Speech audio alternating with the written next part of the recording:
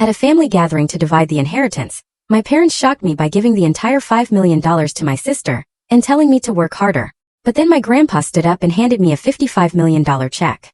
My mom screamed, "You can't do this to me." What he did next left her completely stunned. I thought my family was unbreakable, built on generations of wealth and loyalty. But the day the lawyer revealed my parents had secretly gifted $5 million, meant for all of us, to my younger sister, Grandpa Harold, who everyone thought was lost to dementia, stood up and uttered 7 words that froze my blood. "I know exactly what you've been doing." That was the moment I realized my entire childhood had been a meticulously crafted lie. You see, this wasn't just about money. It was about blood, about loyalty, and how easily those bonds can shatter. My name is Amanda Blake, I'm 32, and for years I watched my family's legacy. A legacy I was determined to uphold, slowly rot from the inside. To truly grasp the shock of that day, you need to know the Blakes. We weren't just wealthy. We were Connecticut old money. Generations of privilege, a kind of gilded cage. My parents, Richard and Diane, ruled over us like benevolent dictators, constantly reminding us how fortunate we were. There was my father, Richard, the calculating businessman with a Harvard MBA. My mother, Diane, the picture-perfect socialite, always meticulously managing our family's image. My younger brother, Ethan, the rebel, for years my junior. Then there was Jillian, the baby of the family, 25, and me, Amanda, the eldest. From the moment Jillian was born, everything shifted.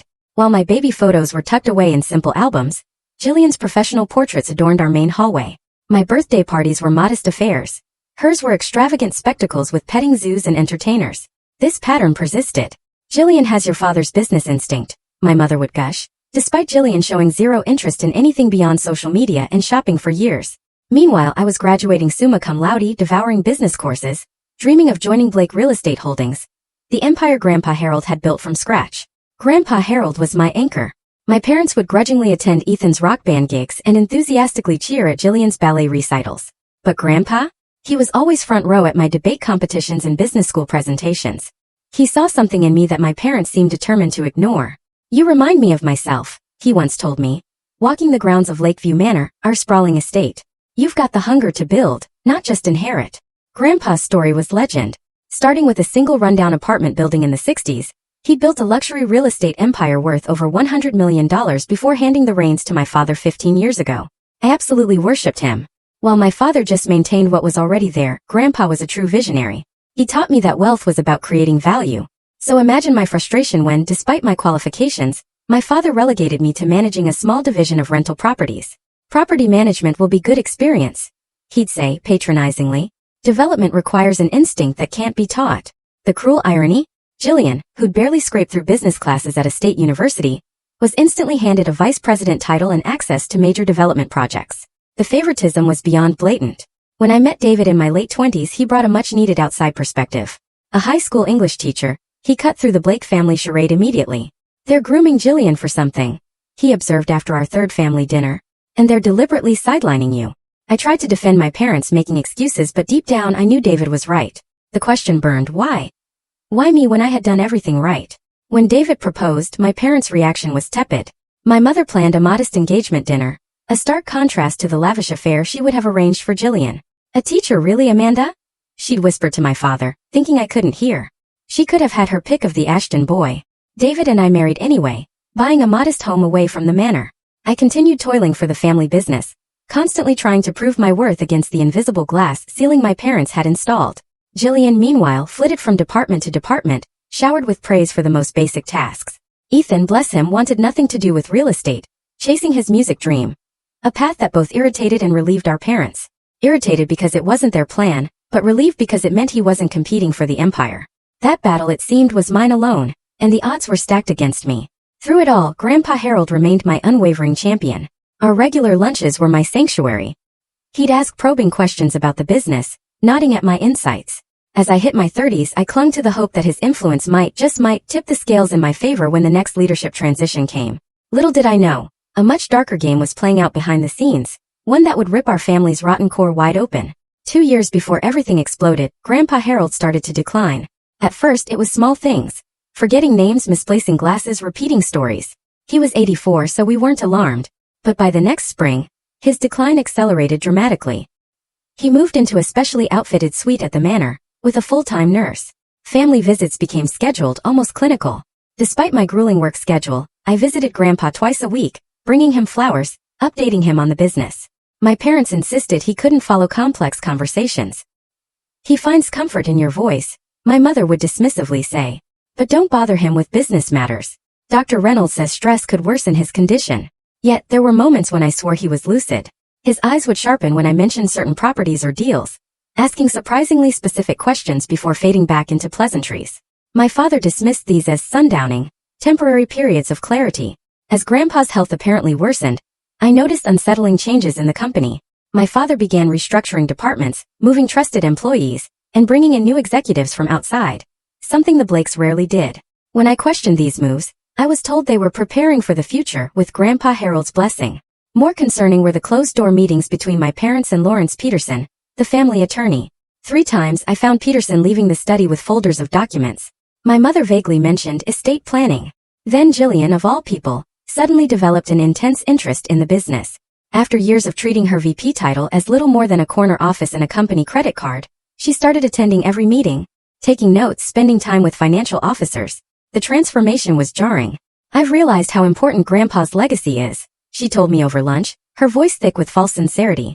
Dad's been mentoring me privately. He says I have a natural talent for the big picture stuff. I tried to voice my concerns to Ethan during one of his rare visits home from LA. Something feels off, Mandy, I told him, sharing a bottle of wine on my terrace.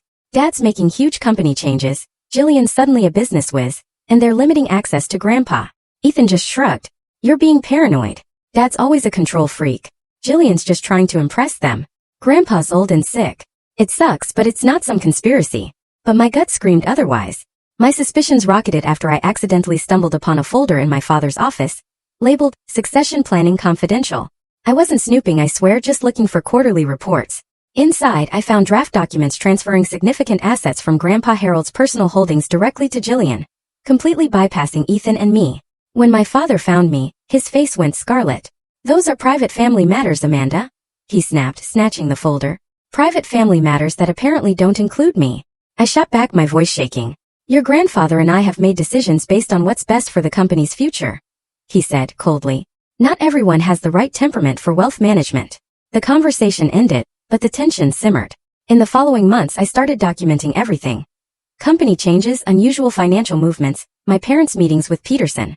David thought I was becoming obsessive, but I couldn't shake the feeling that something was fundamentally wrong. That last Christmas before the will reading was especially unsettling. Grandpa Harold, brought downstairs for the gift exchange, seemed particularly foggy, calling Jillian by my name. Yet, when everyone else was distracted by dessert, I caught him watching my father with an expression that wasn't confusion. It was calculation. As we were leaving, Jillian pulled me aside, feigning sisterly affection. You should really start thinking about your future beyond Blake Holdings, she said, squeezing my arm. You and David could move anywhere. Haven't you ever wanted to try something completely different? The warning couldn't have been clearer. They were planning to push me out, and they wanted me to go quietly. They had no idea what was coming. The day of the will reading dawned bright and clear. A crisp autumn morning that normally would have lifted my spirits. Instead, fear not at me. David squeezed my hand as we drove through the ornate gates of Lakeview Manor. We didn't speak the dread aloud. Today would officially mark my exclusion from the family business, and likely the family fortune. Whatever happens, David said as we parked, we have each other and we have a good life regardless of your parents' choices. The grand library was usually my favorite room. 2 stories of leather-bound books, a massive fireplace, lake views. Today it felt suffocating. My father stood by the fireplace looking imperial. My mother perched elegantly, her expression appropriately somber. Jillian, dressed in an expensive black dress, looked like she was mourning. Grandpa himself was there, wheeled in by his nurse, slumped and covered in a plaid blanket despite the warmth. His once commanding presence was so diminished it made my heart ache. He barely seemed to register the gathering. Ethan arrived last, uncomfortable in a suit, giving me a quick hug before slinking into a chair as far from our parents as possible. Lawrence Peterson cleared his throat. Thank you all for gathering. As you know, Harold has decided, given his health, to execute certain aspects of his estate plan now. He began reading legal provisions, executive appointments, tax considerations, charitable bequests. I listened intently, my stomach churning, waiting for the details that would determine my future. Regarding Blake Real Estate Holdings, Peterson continued, Harold has already transferred operational control to Richard. However, ownership shares were to be distributed upon Harold's passing as follows: 40% to Richard, 20% to Amanda, 20% to Ethan, and 20% to Jillian. My heart lifted a fraction. At least Grandpa had intended fairness. However, Peterson adjusted his glasses. As part of Harold's revised estate plan, executed 3 months ago, when he transferred power of attorney to Richard, a significant distribution has already taken place. He picked up a document. Harold has gifted Gillian Blake $5 million in liquid assets and real estate holdings, including the Westbrook development, the Sheffield apartment complex, and the Newport vacation property. The room started to spin. Those were my properties. The ones I'd managed for 5 years, the Westbrook development I poured my heart into, researching environmental impact, designing a mixed-use community. These assets, Peterson declared, were now solely owned by Gillian Blake. That's not possible. I cried, my voice sounding distant. Those properties were specifically mentioned in Grandpa's original plan to be divided among us.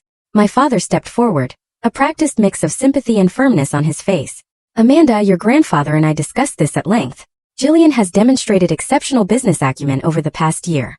Furthermore, with you and David both having established careers, and Ethan pursuing music, Gillian simply has greater financial needs at this stage.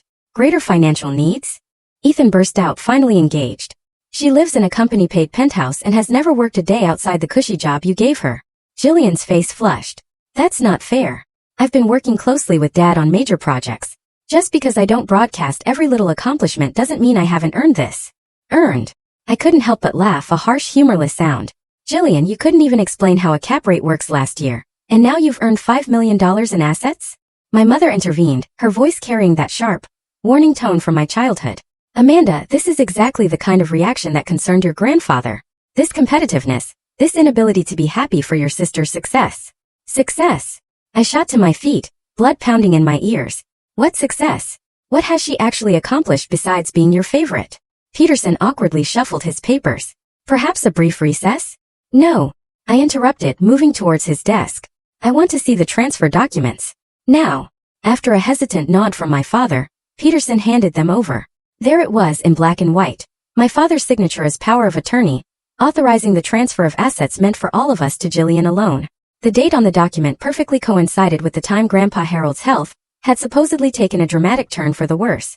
This is wrong, I said quietly, scanning the pages. Grandpa would never have wanted this. He believed in fairness. People change their minds, Amanda, my father said smoothly, especially when they see who truly values the family legacy versus who might be distracted by outside interests. He glanced meaningfully at David. The injustice of it, all years of hard work dismissed, my dedication treated as a hobby, assets I'd managed handed to my sister who'd shown no real interest until recently. It was crushing.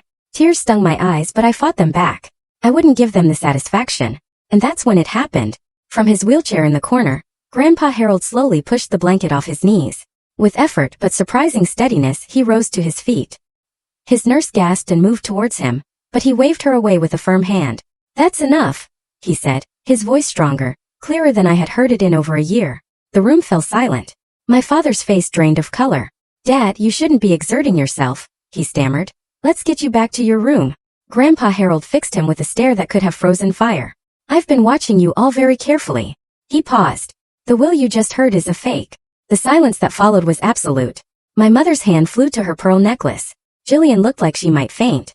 My father stood perfectly still, like a predator hoping to avoid detection. Mr. Blake, Peterson began cautiously, I assure you these are the documents you signed when I was supposedly suffering from dementia? Grandpa Harold interrupted, his voice gaining strength with each word. When I supposedly couldn't make decisions for myself. Richard, did you really think I wouldn't find out what you've been doing? My father started to speak, but Grandpa raised his hand. Save it. I have proof of everything. The embezzlement, the falsified accounting, the offshore accounts. Every last dirty deal you've made behind my back for the past decade. He reached into his jacket pocket and pulled out a small silver thumb drive, holding it up like a trophy. It's all here. And Judge Franklin has another copy in his safe. One phone call from me, and it all goes to the district attorney. My world was collapsing and rebuilding itself simultaneously. Grandpa Harold, my Grandpa Harold, had been testing us all along. And my parents had failed spectacularly. The library erupted into chaos. My mother began sobbing dramatically. My father attempted to approach Grandpa, only to be stopped by a look so fierce it halted him mid-stride. Gillian sat frozen, her perfectly made-up face a mask of shock. Ethan moved to stand beside me, our shoulders touching in a silent show of solidarity we hadn't shared since childhood. Everyone sit down, Grandpa Harold commanded. Remarkably, everyone obeyed. Even my father, who had run our family and business with an iron fist, sank into the nearest chair like a scolded child. I'll start from the beginning, Grandpa said, moving with surprising agility to take the seat at the head of the long library table, his traditional place during family meetings. 14 months ago, I began noticing irregularities in the quarterly financial reports. Properties that should have been generating substantial income were showing minimal returns. Development costs were inexplicably inflated. Money was moving through our accounts in patterns that made no sense for legitimate business. He looked directly at my father. At first, I thought you were simply making poor decisions. But Thomas Franklin, you remember my old friend who became a judge? He suggested something more concerning might be happening. My father's face had gone from pale to ashen. Judge Franklin had been Grandpa's friend for over 50 years, known for his expertise in financial crimes. Thomas put me in touch with a forensic accountant and a private investigator, Grandpa continued. What they uncovered was far worse than I imagined. Richard, you've been systematically draining assets from Blake Holdings for at least 8 years. Millions siphoned into shell companies and offshore accounts under various aliases. My mother found her voice, though it shook with a strange mix of emotion and calculation. Harold, you're confused. Richard has grown the company's official value. The annual reports clearly show. The annual reports show what Richard wanted them to show. Grandpa cut her off. The real numbers tell a different story. We should be worth nearly twice what we are on paper. He turned to Peterson, who looked profoundly uncomfortable. Lawrence, I'm disappointed in you. You had to have suspected something wasn't right with those documents I supposedly signed. Peterson swallowed hard. Mr. Blake, I was assured you were having lucid periods when major decisions were made. Given your medical reports that were exaggerated by specialists who mysteriously received large donations to their research foundations from anonymous sources, Grandpa raised an eyebrow. Those medical reports, my mind raced, connecting dots that had been floating disconnected for years. The restricted access to Grandpa, the new doctors, the sudden changes in company structure. You've been pretending all this time? I asked, still struggling to reconcile the sharp, strategic man before me with the foggy, confused grandfather I'd been visiting. Grandpa's expression softened as he looked at me. Not entirely pretending, Amanda. I am 84. I do have some cognitive challenges, but nothing like what they've led everyone to believe. He smiled slightly. I've been careful to appear more impaired when certain people were watching. I needed to know how far you would go, Richard. Would you stop at cooking the books, or would you try to manipulate my final wishes too? So, I created the perfect test. I pretended to decline more rapidly. I allowed you to think you had control. My father finally spoke, his businessman's composure partially restored. Dad, this is ridiculous. I've made some aggressive tax maneuvers certainly, but nothing illegal. As for the will, you and I discussed the changes. You agreed. Jillian showed promise. Richard, stop. Grandpa's voice was quiet, but it cut like a knife. The game is over. My investigator has documented transfers totaling $27 million to accounts that ultimately trace back to you and Diane. Not to the company, not to family trusts, to your personal control. He nodded to his nurse, who left the room briefly and returned with a distinguished older man I didn't recognize.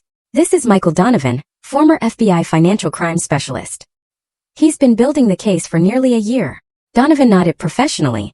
We have transaction records, communication logs, and testimony from 3 former employees who were pressured to falsify documents. The evidence is conclusive. The room temperature seemed to drop 10 degrees. This wasn't just family drama anymore. This was potentially criminal. Jillian suddenly burst into tears.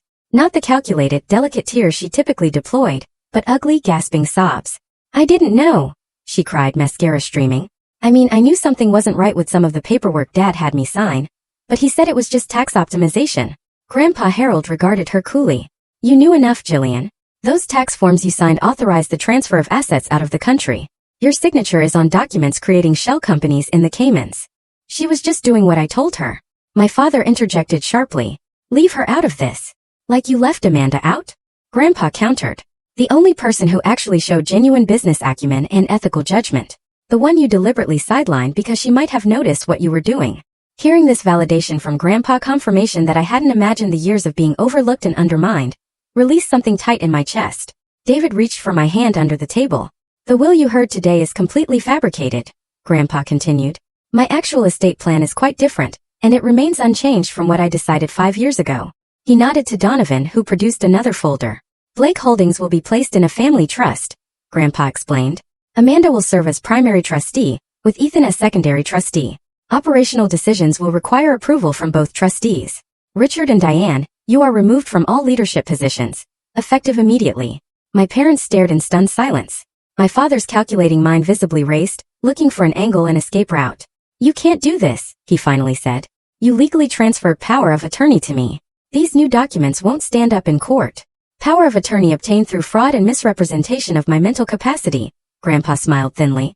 Judge Franklin has already reviewed the evidence. The medical assessment I underwent last week, without your knowledge, confirms I am fully competent to make these decisions. He turned to me and Ethan.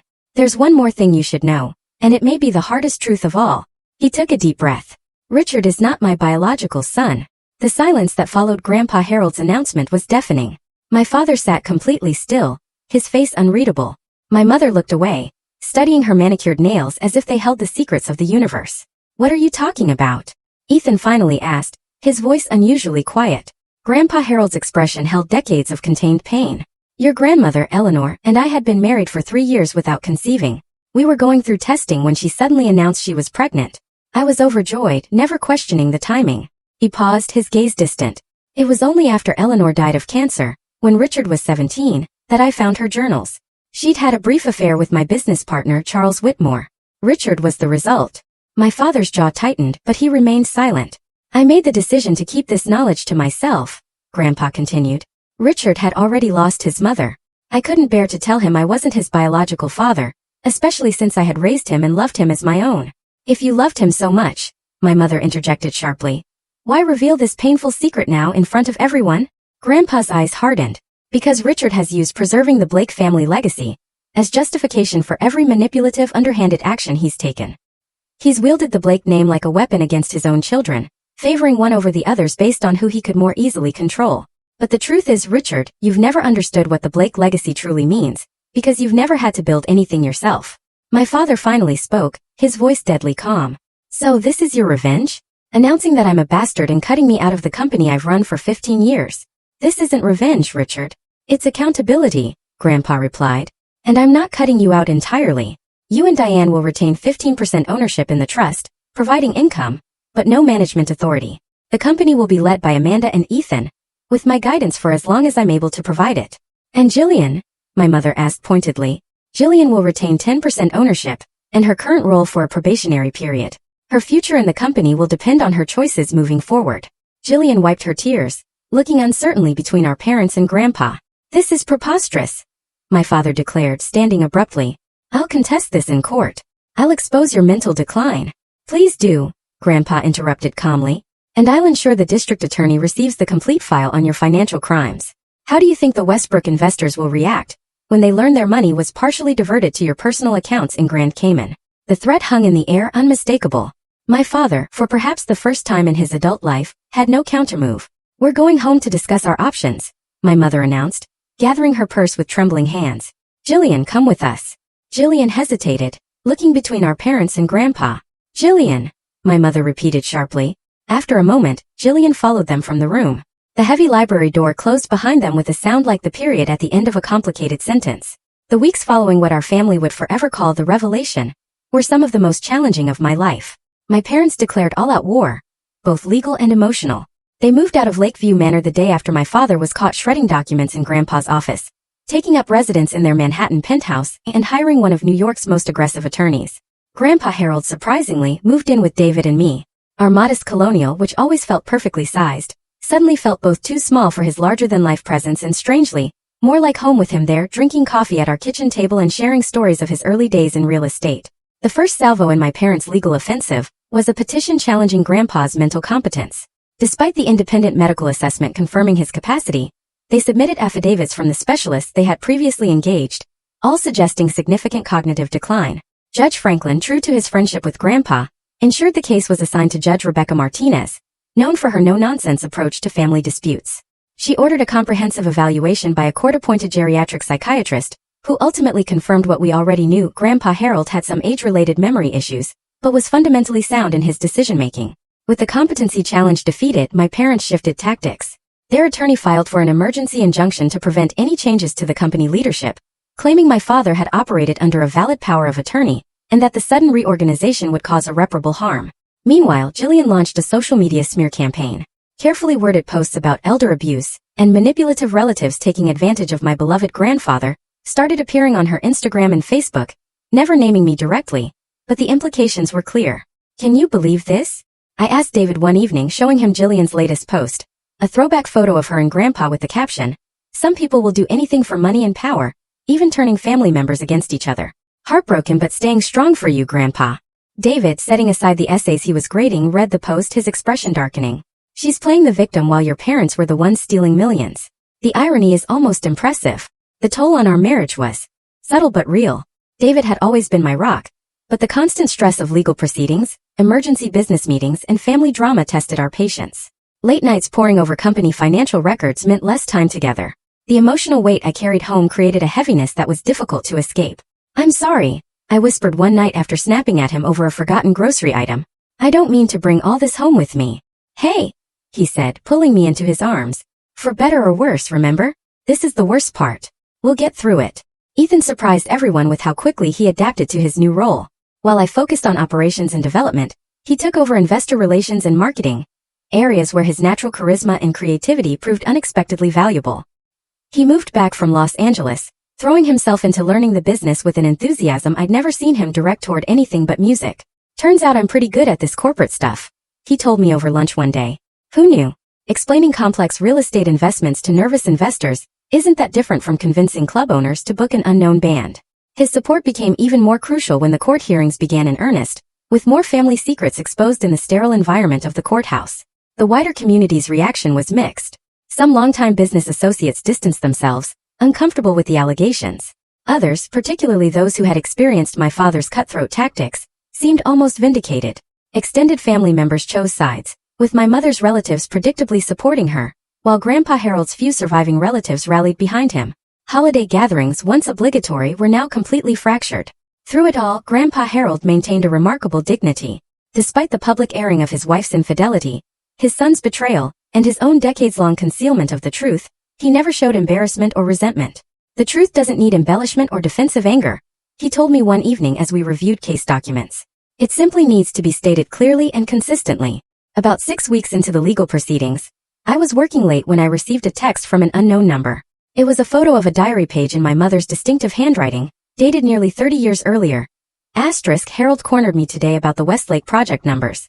He suspects something is off, but doesn't yet realize how deep it goes or how long Richard has been adjusting the books. I convinced him it was an accounting error. He trusts me still, though less than before. Richard says we need to accelerate the plan. I am afraid of what that means. The text following the photo simply read. There's more where this came from. Meet me at Riverside Park bench near the 79th Street boat basin. Tomorrow 2 p.m. Come alone. My heart raced. This was evidence the financial manipulation had been going on far longer than even Grandpa suspected, but it could also be a trap. After consulting with our attorneys and Grandpa, I agreed, but with precautions. Ethan would be nearby, and our private investigator positioned with a clear view. The next day, wrapped against the November chill, I sat on the designated bench. At exactly 2 p.m., a figure in a hooded jacket approached. When they lowered the hood, I gasped. It was Greta, my mother's personal assistant for over 20 years. I don't have much time, she said, her German accent more pronounced than usual. Your mother would fire me immediately. Why are you doing this? I asked. Greta looked out at the water, her profile sharp against the gray sky. I have respected your Grandpa Harold for many years. What your parents are doing, it's not right. I've watched, said nothing for too long. She handed me a small package wrapped in plain brown paper. Your mother's diaries. 3 of them spanning 25 years. She thinks they're locked in her personal safe, but I've had copies of her keys for emergencies. She stood abruptly. I was never here. You never saw me. Before I could thank her, she was gone. The diaries proved explosive. My mother had meticulously documented years of financial manipulation, starting small, growing increasingly brazen as my father gained control. References to offshore accounts, falsified projections, even outright fraud with investors. More painful were the casual references to me and my siblings. Ethan dismissed as hopeless for business, me as too principled for her own good, just like Harold, and Jillian characterized as perfectly malleable. She'll sign whatever Richard puts in front of her, as long as she gets her allowance and attention. When our attorneys presented the diaries in court, the judge ordered forensic authentication. Once verified, they demolished my parents' case. The evidence of long-term, deliberate financial crimes was overwhelming. Yet, even as we appeared to be winning the legal battle, a disturbing reality emerged. Working with forensic accountants, we discovered over $2 million was simply gone, transferred through so many shells and fronts that tracing it became nearly impossible. The money had effectively vanished into the complex web of international banking.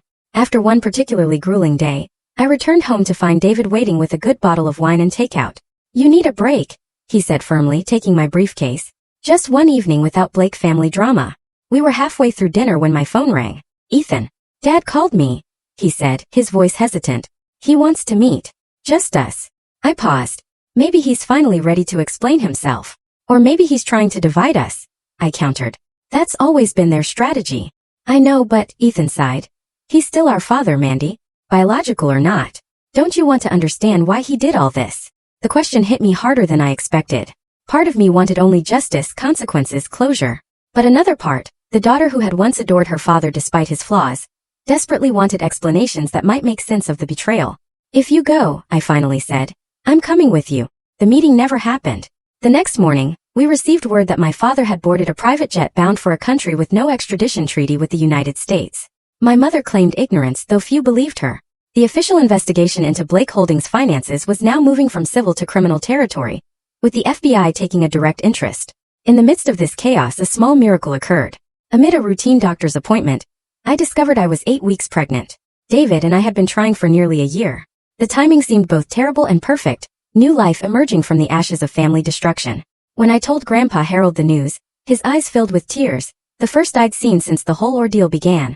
Life goes on, he said simply, placing his weathered hand over mine. That's the beauty of it. 1 year after the day Grandpa Harold stood up in the library and changed everything, we gathered again at Lakeview Manor. Not for a reading or a legal proceeding, but for a different kind of family meeting. The grand house felt different now. We'd removed some of the more ostentatious artwork my mother had favored, opened up rooms that had long been closed off, letting light into shadowed spaces. My father remained abroad, reportedly living in a villa in a country known for harboring wealthy fugitives. The FBI had frozen many of his known assets, but we all suspected he had planned his escape carefully. My mother had negotiated a settlement with prosecutors, agreeing to cooperate in exchange for avoiding jail time. She now lived in a modest apartment in Boston, all pretense of social prominence abandoned. The most surprising transformation had been Jillian's. After initially siding with our parents, she had experienced what appeared to be a genuine crisis of conscience. When federal investigators showed her the actual documents she had signed, papers that implicated her in potential felonies, the reality of her situation finally penetrated the protective bubble our parents had created. I didn't understand what I was doing, she told me tearfully during a difficult conversation 6 months earlier. Dad always said it was just aggressive tax planning that everyone in our position did. You're 30 years old, Jillian, I had responded, not unkindly but firmly. At some point, you have to take responsibility for your own choices. That conversation had marked the beginning of a tentative reconciliation. Jillian had entered therapy, moved out of the luxury apartment our parents had provided, and taken a legitimate position in the company's charitable foundation, work that seemed to genuinely engage her talents and interests. Now, as we sat around the dining table, Grandpa Harold at the head, with Ethan, Jillian, David, and me arranged around him, there was a sense of cautious optimism that would have been unimaginable a year earlier. My son Jacob, just 3 months old, slept peacefully in a bassinet beside my chair, his presence a constant reminder of life's continuity despite upheaval.